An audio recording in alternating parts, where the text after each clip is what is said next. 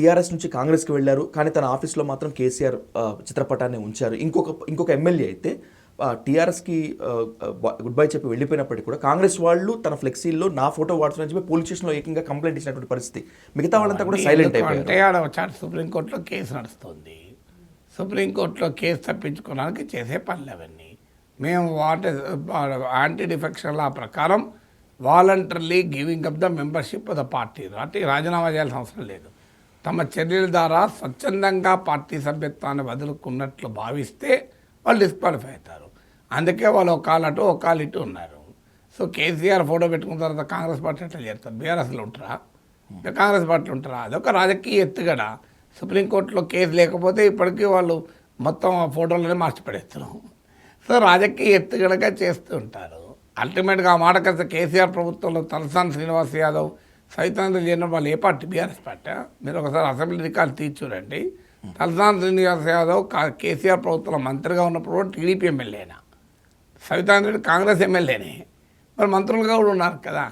అందువల్ల అక్కడ సుప్రీంకోర్టులో కేసు నడుస్తుండడం వల్ల పూర్తిగా తాము పార్టీ మారలేదు. ఇప్పుడు సిఎల్పి మీటింగ్కి హాజరవుతున్నారు, కొన్నిసార్లు హాజరవుతలేరు. ఆ జాగ్రత్తలు తీసుకుంటున్నారు అంతే తప్ప కాంగ్రెస్ బీఆర్ఎస్లో తిరిగి వచ్చినట్టు కంక్లూజన్ కాదు, కాంగ్రెస్లో చేరినట్టు కంక్లూజన్ కాదు.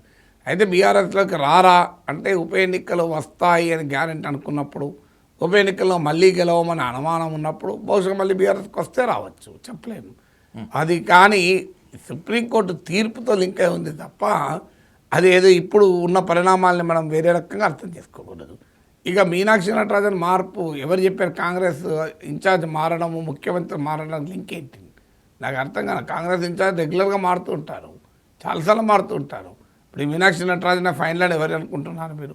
ఏడాది తర్వాత మళ్ళీ ఇంకోరు వస్తారు. అంతకుముందు మణికంఠ ఠాకూర్ లేరు, రాలేదా? ఇప్పుడు రేవంత్ రెడ్డి వచ్చాక మణికంఠ ఠాకూర్ ఉండే, మణికంఠ ఠాకూర్ పోయి దీపాదాస్ మున్సీ వచ్చారు. మరి దీపాదాస్ మున్సీ మన అప్పుడు ఎందుకని రేవంత్ రెడ్డి వ్యతిరేకంగానే దీపాదాస్ మున్సీ వచ్చారని. సో అందువల్ల ఒకరికి పార్టీ అధిష్టానం ఇవాళ కాంగ్రెస్ పార్టీకి ఉన్న 3 రాష్ట్రాలు కర్ణాటక, తెలంగాణ, హిమాచల్ ప్రదేశ్. ఇలా కాంగ్రెస్ హైకమాండ్ ముఖ్యమంత్రులను ఇబ్బందులు పెట్టే పొజిషన్లో కాంగ్రెస్ హైకమాండ్ ఉందా?